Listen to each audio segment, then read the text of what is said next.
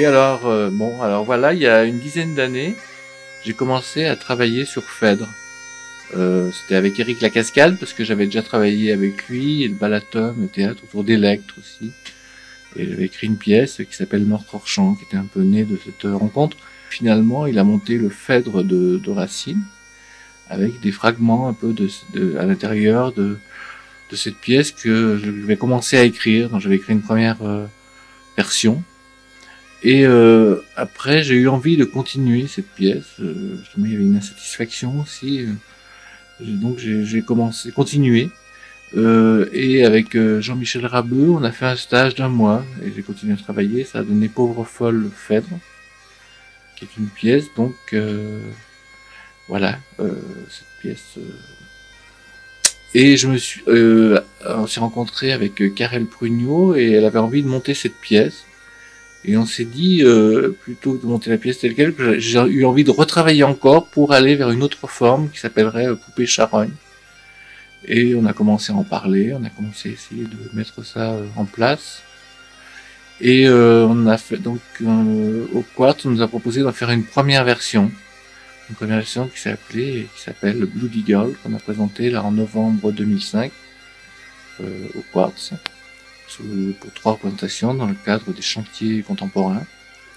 Et c'était donc avec une comédienne, un artiste de cirque, avec aussi donc un vidéaste, avec un musicien, Karel évidemment, et moi qui étais présent aussi. Ça se passait sur un ring, et donc il y avait là Mélanie Menu et Augustine Letellier, et c'était une approche donc de ce qu'on voudrait faire, comme ça c'était à partir de fragments du texte, et puis c'était une approche aussi de la Karel avait beaucoup travaillé aussi avec les comédiens, donc il y avait aussi Tito Gonzalez qui a fait la vidéo, et donc Erwan qui est le musicien, aussi sur disons la représentation, la représentation de l'hystérie. On est parti beaucoup de photos de présentation d'hystérie faites par Charcot à la Salpêtrière, et c'était l'idée d'interroger un peu les postures de l'hystérie et celle de la tragédie, l'image de la passion tragique, et bon, ça. Tu peux nous en parler peut-être, Karel? Moi, j'avais envie de travailler sur le texte d'Eugène, qui était anciennement Pauvre folle Phèdre, qui va devenir Poupée Charogne. Et il a beaucoup écrit, notamment tous les monologues d'un récit, à partir de l'iconographie de l'hystérie de Georges Didier Huberman. Donc tout le rapport que peut avoir la naissance de la parole sur la naissance du théâtre. Et donc du coup, l'idée c'était de questionner comment est-ce qu'on pouvait représenter ça aujourd'hui, tout en sachant que l'hystérie, la théâtralisation de l'hystérie telle qu'elle l'était à la fin du XIXe siècle n'est plus du tout ce qu'elle est aujourd'hui. L'écriture de Racine n'est plus du tout, ne se retrouve plus dans les écrits qu'on peut avoir aujourd'hui non plus. Donc l'idée c'est d'essayer de voir comment l'association de ces deux formes anciennes pouvait exister aujourd'hui. Et donc du coup, on présente ça un peu par rapport au spectateur, comme s'il allait visiter un peu, comme si on visitait un univers forain, un peu à la Barnum, et on allait lui montrer la dernière pleureuse, la dernière crise. Donc l'idée, c'est de plonger le spectateur dans une crise. Donc là, cette forme-là a quasiment le temps d'une crise d'hystérie, c'est-à-dire à peu près 38 minutes. Donc elle retrace les différentes phases de la crise.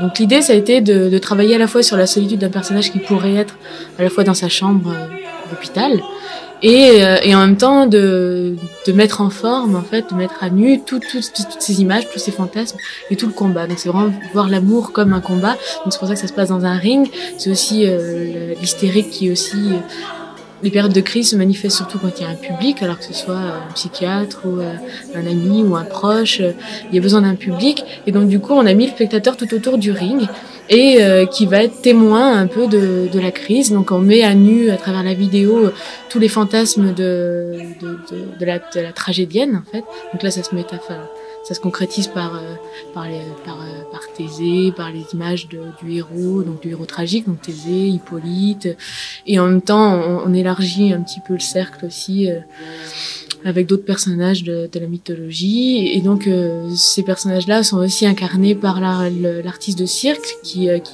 reprend aussi ces images de l'inceste, du guerrier, de l'enfant, du père. Et donc ça se manifeste par un personnage guerrier qui fait du muchaku tout autour de la tragédienne. Donc l'espèce de personnage central et avec tous ces fantasmes autour d'elle. Donc c'est un peu une mise à nu, une mise à jour aussi des fantasmes. Donc on a à la fois la solitude de ce personnage qui est en pleine crise, donc qui adopte les postures de la tragédie et de l'hystérie, et qui en même temps voyage dans ses fantasmes. Donc c'est pas un texte avec une chronologie, une dramaturgie où on part de A, on finit à Z. On raconte pas spécialement une histoire, mais on voyage à travers des fantasmes très fragmentés et qui représentent toutes les étapes de la crise.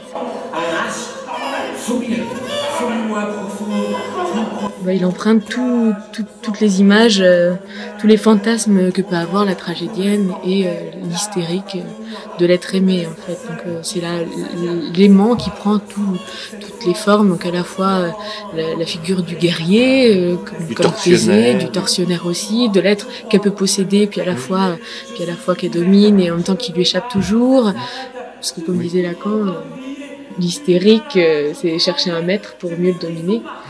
Et donc du coup on a essayé aussi de travailler aussi sur des rapports qui sont assez violents, assez contradictoires, assez contrastés, sur je te prends, je peux pas t'avoir, tu m'as, je t'ai plus. Enfin, travailler aussi sur ces contrastes-là aussi. Et physiquement, quoi, il y a des choses très assez violentes physiquement aussi. On retranscrit des combats aussi. Puis le travail aussi de la naissance du théâtre, parce que on travaille sur le déterminisme, ce côté fatal aussi. Donc comme la naissance de la crise, on fait un personnage qui est allongé comme sur un lit d'hôpital, sauf qu'il est allongé sur le ring, recouvert de viande, une espèce de Goody Girl, poupée charogne. Donc on va ramener à la vie juste le temps de redire les mots anciens, et qui va revenir à la fin de sa crise. Voilà, à la fin du théâtre aussi. C'est la naissance du théâtre, tout comme la naissance de la crise, la naissance des mots. Voilà.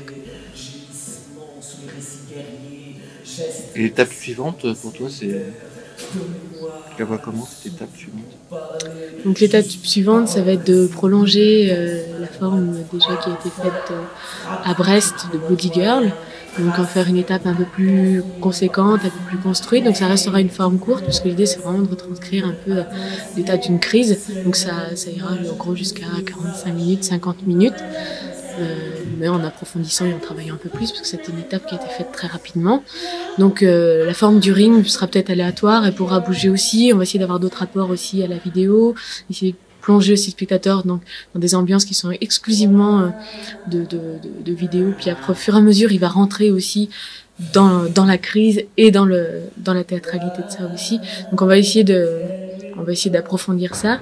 Et après, donc l'idée ce serait de monter Poupée Charogne, donc qui est la nouvelle version de Pauvre folle fête qu'a écrit Eugène Durif, et qui sera un projet plus conséquent et plus théâtral entre guillemets. C'est-à-dire qu'il y aura à peu près 8 comédiens. Il y a déjà Patrick Pinault, Sylvie Orsier, Mélanie Menu qui seront déjà sur le projet. Et la distribution est encore en cours. Et là, ce serait du coup retravailler vraiment Phèdre, mais voilà, avec tout ce que ça comporte, avec tous les personnages qui sont autour de Phèdre. Donc réadapté de façon qui est la réadaptation d'Eugène, que je trouve assez belle, qui reprend à la fois le chant racinien, et qui revient aussi sur des propos beaucoup plus contemporains et sur un texte, sur une prose plus contemporaine aussi. Oui, la pièce explore beaucoup aussi les rapports du père et du fils, de Hippolyte et Thésée, et il y a quelque chose là-dessus qu'on n'a pas encore traité dans Bloody Girl, qui sera présent dans Poupée Charogne, qui serait cette idée de la tragédie, à la fois aussi dans ce rapport père-fils, et dans cette image aussi de la femme, donc de l'hystérie, et